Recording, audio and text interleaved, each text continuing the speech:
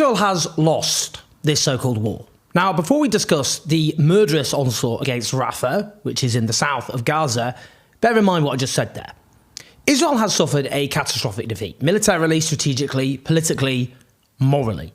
It has failed in its stated war aims, defeating Hamas, who will never be defeated by military means, as any seasoned military expert will tell you. Indeed, they have taken over much of the destroyed areas of Gaza that the IDF has withdrawn from. They haven't brought back the hostages. Well, the vast majority of those who were released, of course, only were so because of a ceasefire and negotiated prisoner exchange. And Israel has killed far more of its own hostages than it has rescued by military means. Israel's international reputation has all but completely collapsed. In the states it depends on for weapons and diplomatic support, public opinion has swung decisively and irreversibly against it. In the months and years ahead, the uncritical support it has received from those states will unravel. Too many people have seen things they cannot unsee, heard things they can't unhear, read things they cannot unread. That goes particularly for younger generations who will increasingly assert themselves politically. Now, much of the world already treated Israel as a rogue state. That position will now be cemented. The fact that a new generation of younger Jewish Americans repudiate what Israel stands for should terrify it the most. If the Israeli state was capable of acting rationally, that is even in its own narrow, selfish strategic interests, it would understand all of this. Alas, it cannot, because it has been overwhelmed by genocidal fervour and is suffering the fate of a settler colonial state which refuses to come to terms with what it's done to the indigenous population it has displaced and oppressed. And it is trapped in an internal cycle of hateful radicalisation which will end very badly for it, and crucially, which has catastrophic implications for its allies and patrons. Now, that is not much consolation for the people of Gaza in the here and now, of course. Let's focus on Rafah, which itself offers profound clues about Israel's impending loss. Netanyahu's regime has no interest in a ceasefire, one which will lead to Netanyahu's fall from power and potential domestic prosecution for corruption and potential war crimes indictment by the International Criminal Court. If any such ceasefire happens, it will be because it has been forced on Israel. Now, as an article in the Israeli newspaper Haaretz puts it, to keep Netanyahu's partners on board and prevent them from preempting an election in which Likud will be decimated and he will be turfed out of office, he needs to keep the total victory myth alive, and that is only possible by avoiding a deal with Hamas. Now, if we just turn to look at what Hamas accepted as a ceasefire deal, because that left the Israeli state blindsided. Cheers went up in Gaza amongst the desperate and traumatised population when they heard the news. But Israeli officials briefed the proposal that was approved by Hamas was a watered-down version of Egypt's offer and included elements Israel could not accept, adding, this would appear to be a ruse intended to make Israel look like the side refusing a deal, briefed an Israeli official. Well, yes, the appearances are based on what Israel is in fact doing. Now, crucially, Israel turned on their US protectors, claiming CIA Director Bill Burns and other Biden administration officials involved in negotiations knew about the proposal but didn't tell Israel, and the last touches were made in Doha with the Biden administration's knowledge. They say that the Israeli officials say that Israel got played by the United States. But according to the Israeli newspaper Haaretz, according to a foreign diplomatic source familiar with the negotiations, the outline Hamas accepted Monday night is at its core the same as the Egyptian proposal, which Israel had already approved. Now, since Sunday, the CIA chief William Burns and Qatari Prime Minister have had several meetings during which an outline was reached based on the existing proposal, and it was this that enabled the breakthrough to Hamas's acceptance of the deal. Another diplomat closely familiar with the proposal said that the ball is now in Netanyahu's court. So that very much contradicts what the Israeli state has said about the circumstances of Hamas accepting the ceasefire. Now, the US has played, of course, a pivotal role in Israel's genocidal campaign, providing the weapons and diplomatic support. But with US public opinion swinging decisively against Israel, it turns out, like most of us, most Americans don't actually like watching innocent civilians, including huge numbers of children, being slaughtered. So the Biden administration, which faces possible defeat against Donald Trump in November's presidential election, decided they just couldn't contain the consequences of an onslaught against Rafah. That is, of course, where most of Gaza's population, who've been forcibly displaced by Israel, are now sheltering.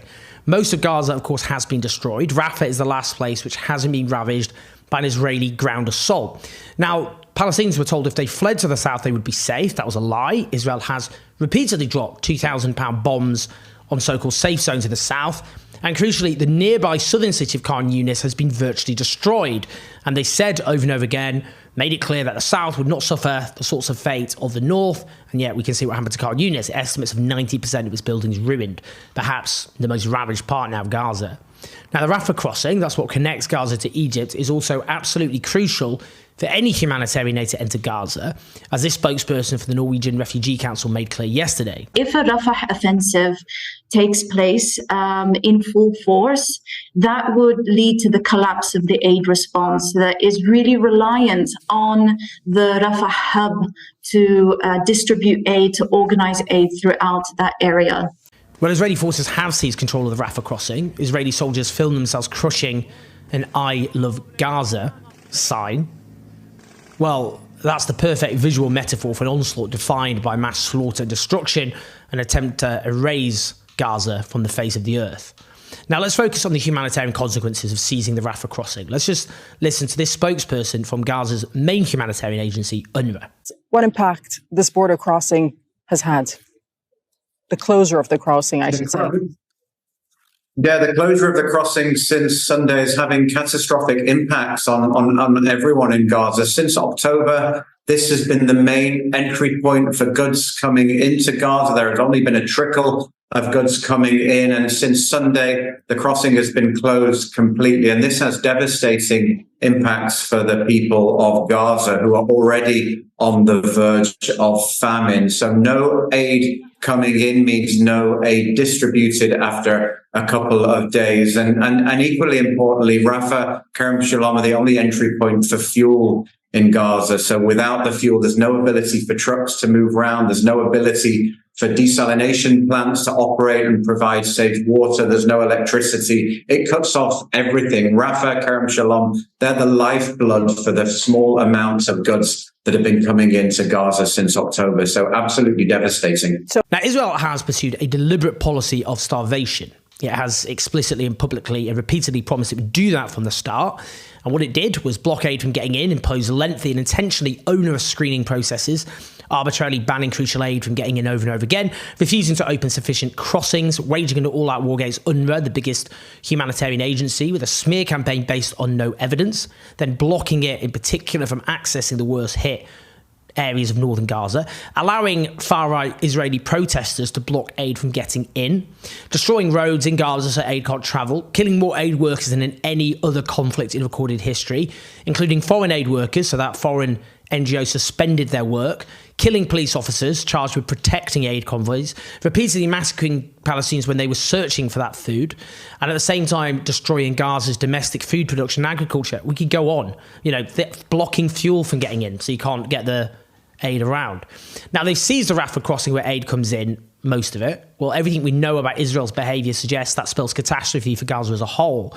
The Rafah crossing was also the only place Palestinians could flee this genocidal carnage. Main target was to control Rafah crossing. In fact, what we have been seeing is that Israeli military tanks were stationed inside the Rafah crossing, as we have been seeing images emerging there for these tanks as they have been just moving on the yards of the crossing from inside. And that's absolutely devastating, because this is the only point that Palestinians have been using for travel abroad and to leave the Gaza Strip. But now no longer Palestinians will be able to leave the territory. Let's listen to the brilliantly courageous Al Jazeera correspondent Hind Cowdery on the mood amongst Palestinians there. All of these people have no idea where they're going, because it's Deir al-Balah, and the central area is also packed.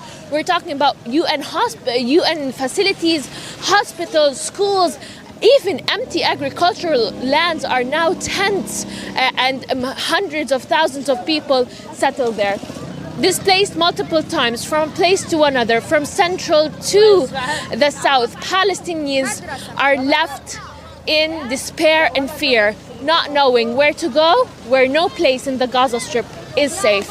Here's a Palestinian refugee in Rafah reporting just how grave their plight there is. All the options are finished for us. There is no safe place to go to.